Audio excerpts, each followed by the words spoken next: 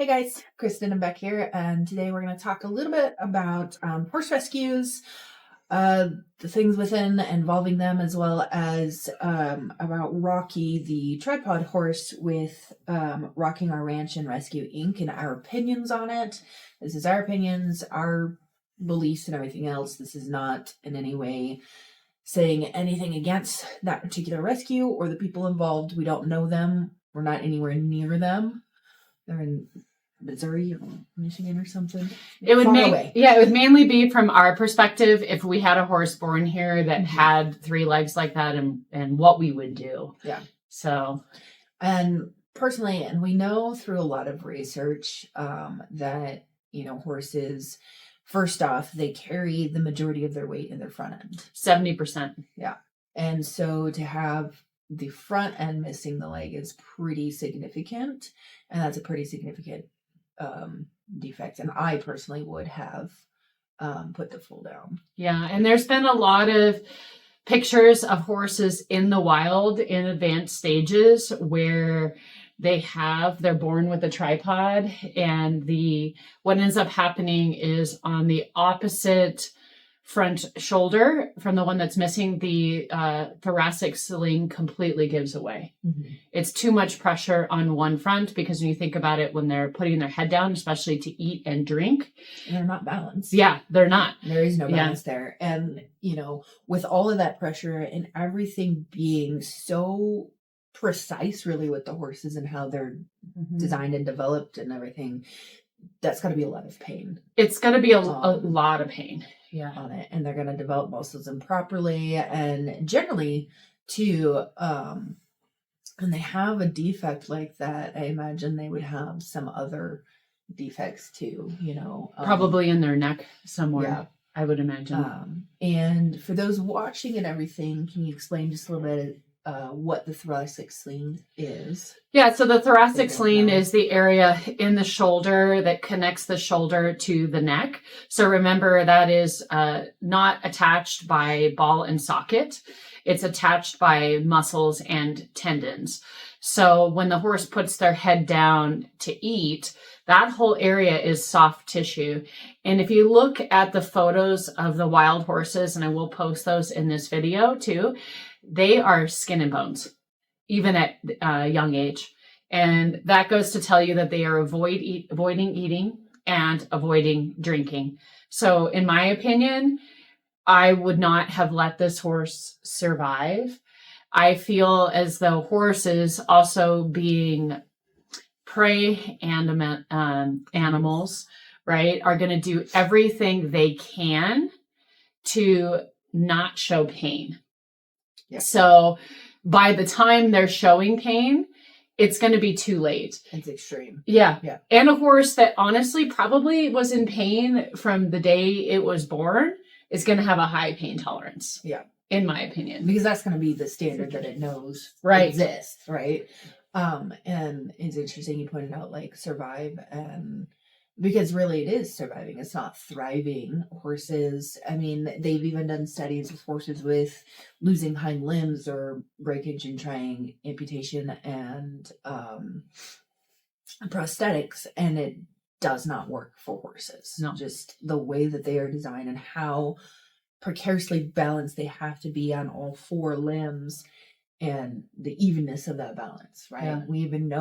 We know from horses that come up lame with a longer lameness or something in one leg, they have in that opposite hind, if it's a front, maybe the opposite front, whatever it happens to be, they have those compensatory tendencies, issues, right? And you have to, and we know rehabbing them, there's a lot more work than just getting that one lameness better. Yeah. It is all over. Right. And this horse is fairly young too. So as it grows and gets heavier and gets larger, it's probably going to have more issues. And like you're saying, like the laminitis is a possibility. Horses that come through surgery on the other limbs can get laminitis, they can get founder, they can get all kinds of other problems. Yeah. And it's just one of those things where you have to look at the quality of life, right? And what is right? And is there a quality of life? Like we said, horses are really good at hiding pain, and they're going to do that for self-preservation.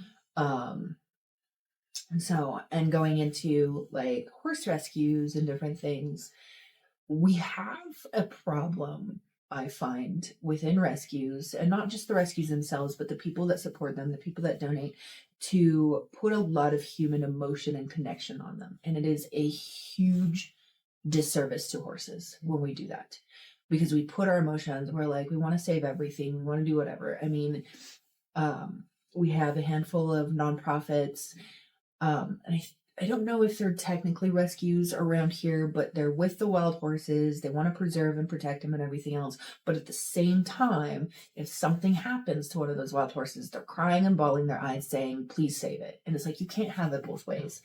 And you can't have these horses being put on this anthropomorphized variation of like, oh, well, it just needs A, B, or C. No, it's a horse, and it needs what a horse needs. And you have to look at it kind of detached in a way.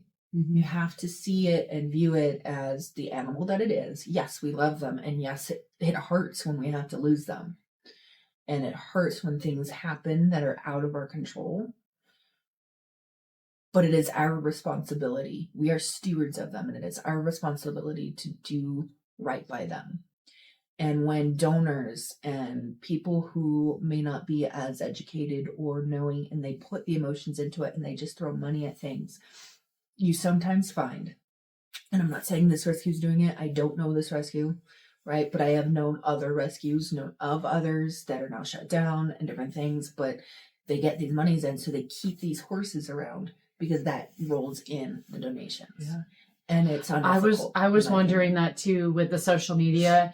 You know, we've even found on our channel that the videos that do really well are these shock factor videos.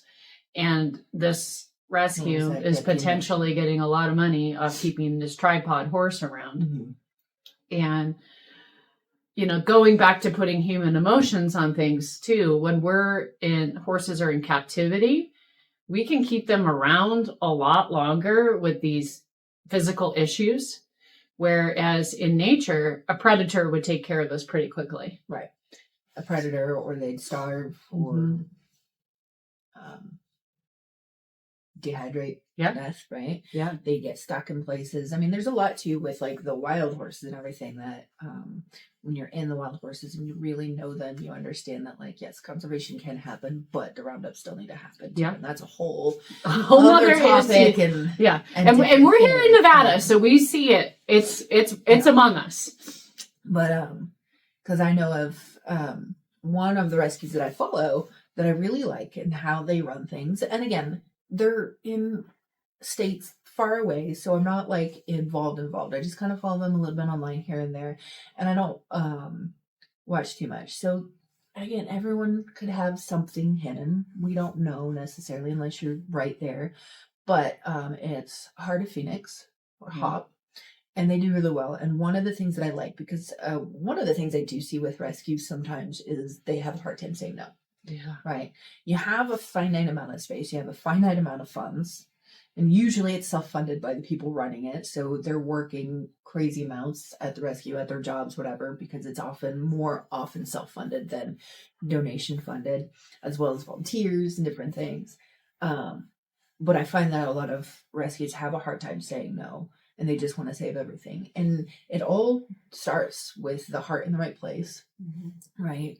And things just kind of fall apart. They take in too many horses, or they keep horses around that should really be humanely euthanized, a combination of that and different things. And again, we put a lot of human emotion on these things.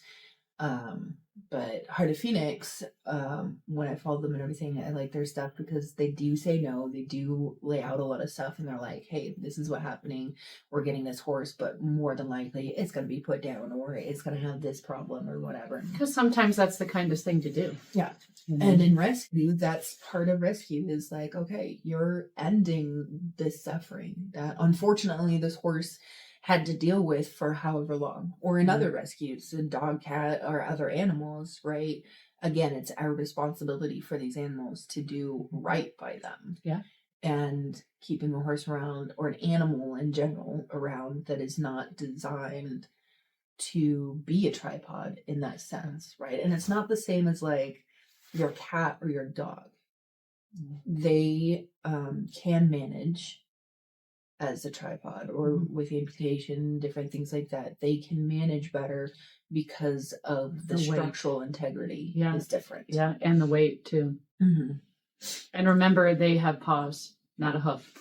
And there is some research to suggest that even though they do manage well and everything else, and they can have good long lives, they still do have pain, and they usually develop arthritis more often than their four-legged counterparts on those other joints, because again, you're still having the weight distribution shifted. Horses are just their evolutionary design was not supportive of. I have a lot of questions about how they were designed, actually. So when the gut system, it's insanity, right? So thank you so much for joining us, and let us know your thoughts about Rocky and other rescues that you might be familiar with. We'd love to know your opinions. If you've been involved in rescue, let us know. It's always interesting to hear about it. And I don't have anything against rescues, but do your research and see how they are operating and their transparency. That's the most important thing, is the transparency of what they do. Right? Yep. Thank you.